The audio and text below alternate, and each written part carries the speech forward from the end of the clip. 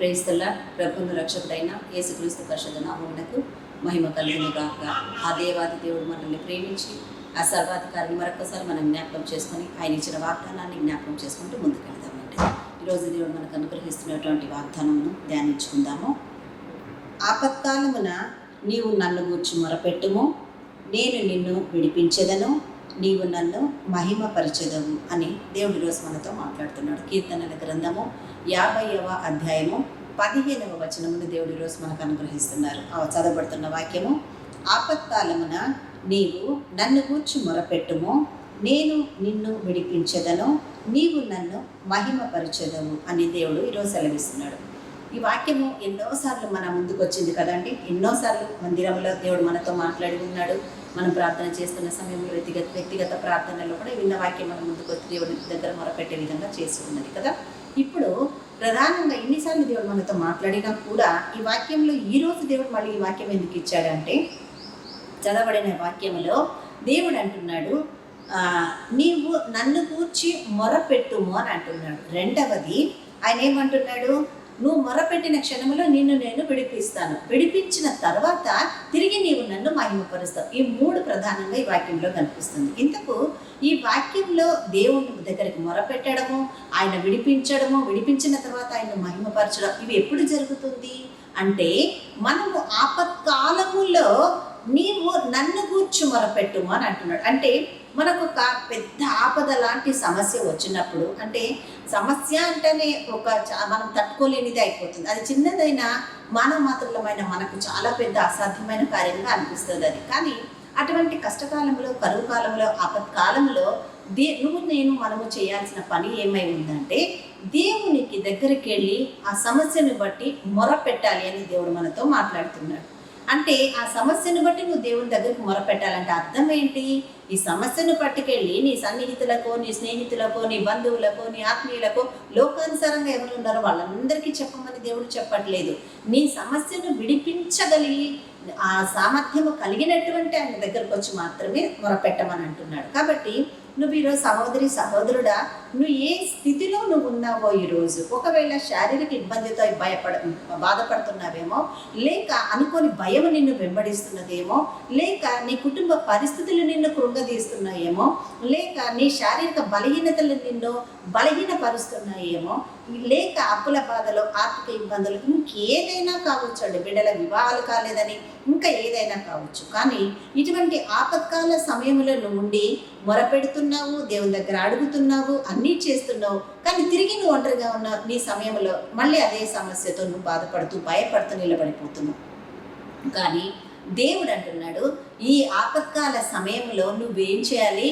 నన్ను గూర్చి నువ్వు మొరపెట్టు, నన్ను గూర్చి నువ్వు మొరపెట్టు. నీ ఆపదను ఆశీర్వాదముగా మార్చే దేవుడను నేనే ఉన్నా, నీ బలహీనతను బలముగా మార్చే పరిశుద్ధుడను నేను నీకు తోడై ఉన్నా, నీ వ్యాధిని స్వస్థపరిచే పరలోకపు తండ్రిని నేనున్నాను, నీ పరిస్థితులను మార్చగలిగిన సమర్థత కలిగిన వాడను నేను మాత్రమే అని దేవుడు మాట్లాడుతూ, ఆపత్కాలమున నన్ను గూర్చి నువ్వు మొరపెట్టు. ఏం గూర్చి పెట్టాలి? గూర్చి అంటే నన్ను గూర్చి నువ్వు మొరపెట్టు అని అంటున్నాడు. అంటే దేవా, నీకు అసాధ్యమైనది లేదు తండ్రి, నా ప్రతి పరిస్థితిని దేవా అనుకూలముగా మార్చగలిగిన తండ్రివి నాయన, ప్రతికూల పరిస్థితులను అనుకూలముగా నువ్వు మార్చగలిగిన పరలోకపు తండ్రివి దేవా, నీకు అసాధ్యమైనది లేదు నా తండ్రి అని నువ్వు మొరపెట్టగలిగితే దేవుని పాద సన్నిధిలో వెంటనే దేవుడు కదులుతాడండి. నువ్వు మొరపెట్టిన మరుక్షణమున ఏం చేస్తాడు? ఆయన కదిలి నిన్ను విడిపిస్తాడు నీ సమస్యల నుంచి.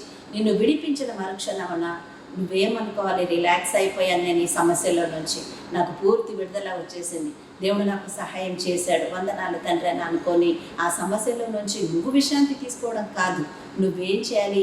విడిపించిన తర్వాత నిన్ను విడిపించిన ఆ దేవాది దేవుడైన ఆ పరిశుద్ధుని, ఆ మహోన్నతుని, ఆ మహాగణుడిని నువ్వు ఎప్పుడు కూడా మరువకూడదు. ఆయన నువ్వు మహిమపరచాలి. మహిమపరచడమా అంటే నీ కార్యమును సాక్ష్యముగా వివరించాలి అనేకులు కూడా దేవుని మీద ఆధారపడి ఆయన ద్వారా పొందుకుంటే మార్గములో నువ్వు సాక్షార్థముగా జీవించగలుగుతున్నావా? ఆ మహోన్నతుని కనపరచగలుగుతున్నావా? స్తుతించి ఆయన చేసిన కార్యములకు కృతజ్ఞతలు చెల్లించగలుగుతున్నావా? అదే చేయమని దేవుడు సెలవిస్తున్నాడు. కాబట్టి చూడడానికి చిన్న వాక్యమే, కానీ ధ్యానిస్తే చాలా గొప్ప మర్మాలు దేవుడు బోధించగలడు. ఈరోజు ఎన్నెన్ని కార్యాలు నీ జీవితంలో దేవుడు చేసి ఉన్నాడేమో, నిన్ను విడిపించి ఉన్నాడేమో, కానీ నువ్వు ఆయన మహిమపరచని స్థితిలో ఉన్నావేమో. ఈరోజు దేవుడు నీ దగ్గరకు వచ్చి నీతో మాట్లాడుతున్నాడు. సహోదరుడా, సహోదరి, అవును ప్రభా, నేను మర్చిపోయానయ్యా కొన్ని కార్యాలు, ఇంకా గొప్ప కార్యాలు చేసిన తర్వాత చెప్దాం అనుకున్నానయ్యా. ఈ రోజే నీ కార్యాన్ని నేను మహిమపరుస్తాను ప్రభా అని ఎవరైతే ఇంతవరకు చేయని కార్యాలు ఉన్నాయో వాటిని దేవుడిని మహిమపరచండి. ఒకవేళ ఎవరైతే నిజమైన ఆపత్కాలంలో ఉండి మొరపెడుతున్నారో, దేవా ఈరోజు నాతో మాట్లాడేవయ్యా, నిన్ను నేను మహిమపరచాలంటే నీ ద్వారా నేను విడిపించబడాలి అంటే నీ వద్దకు వచ్చి మొరపెట్టాలి నా తండ్రి అని ఒక తీర్మానం తీసుకొని ఆయన పాద సన్నిధిలో మొరపెడితే ఆ దేవాది దేవుడి రోజు నిన్ను కనికరించి ఆశీర్వదించడానికి సిద్ధముగా ఉన్నాడు. ఇటు కృప ఈ వాక్యము ద్వారా దేవుడు మనకందరికీ అనుగ్రహించును గాక. ఆమేన్, ఆమేన్, ఆమేన్. ప్రార్థన చేసుకుందాం. హల్లెలూయా, హల్లెలూయా, హల్లెలూయా, హల్లెలూయా. స్తోత్రం, స్తోత్రం, స్తోత్రం, స్తోత్రము దేవా. నా తండ్రి, మీకే వందనాలు, కృతజ్ఞతలు, స్తుతులు చెల్లిస్తున్నాను నా యేసయ్య.